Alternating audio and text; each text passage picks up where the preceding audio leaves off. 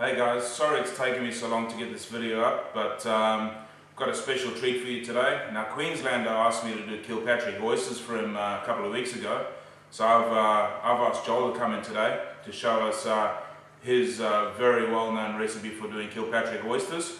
So please enjoy. Like Graham said before, my name's Joel Young and we're going to do my recipe for Killpatrick Oysters.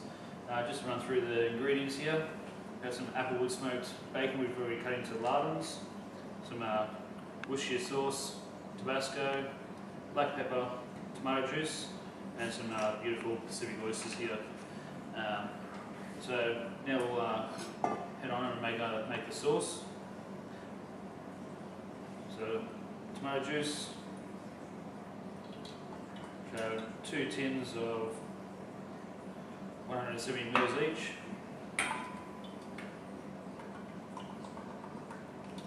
This will make a fair bit of sauce, but this will hold in your fridge for a good couple of weeks easy if you really love your Killpatrick oysters. So, and Worcestershire sauce, I'll probably go about 50 mils, and we'll taste it, see if it needs any more at the end. Now with the Tabasco, a little at first, then taste, because you can always add more, but you can't take any chili out of it. And a pinch of black pepper. Okay, so I've tasted the sauce now, and I reckon it needs a little bit of fresh lemon juice to give it a little bit of kick. And we'll go with another 50 mils of Worcestershire sauce. Meanwhile, I've had my bacon lardons cooking and frying off in the pan to render some of that fat and give it a bit of texture to it. With the sauce, you want it to be a little bit sort of sweet, smoky, spicy, and have that nice sort of fresh tang of lemon juice through it.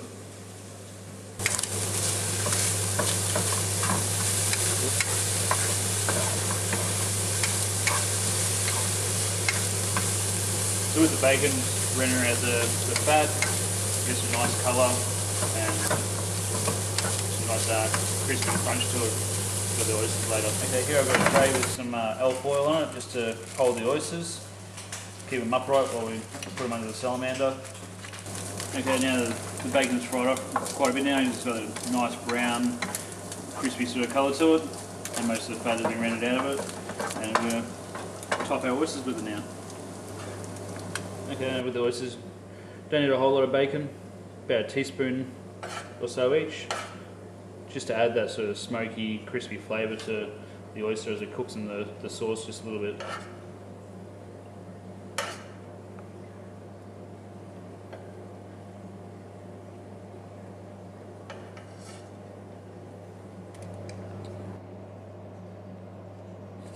Okay, now each oyster, it's about a tablespoon or so of the sauce.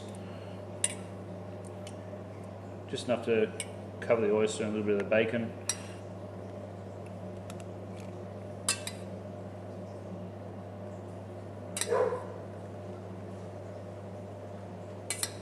So now we've assembled the Killpatrick oysters, it's time to go in a fairly hot oven at about 200-220 degrees.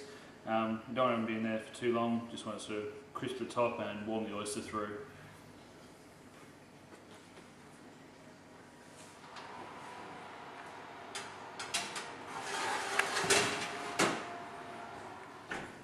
That should only take probably maybe 4 or 5 minutes. Okay, so now the oysters are coming out of the oven now. As you can see, they've got a nice little bit of colour on top. The bacon has crisped up a little bit more, and the oyster has warmed through.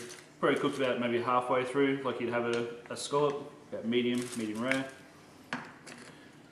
And they're ready to eat. Okay guys, just one more thing I'd like to mention about oysters. To pick out a nice fresh oyster, you want to look for one that has a nice bit of plump to it, is moist, and this sort of black rim around the edge here hasn't dried out and stuck to the shell.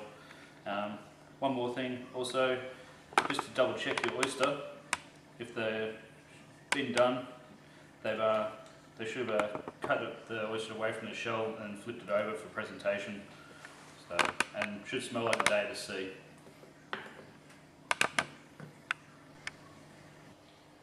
Okay, so those are Joel's Killpatrick oysters, and as you can see we've done some natural over here. So I hope you enjoyed that, and Queenslander, that was just for you. So if anyone else has got some requests over there, just send them in, because we love doing them. Thanks a lot.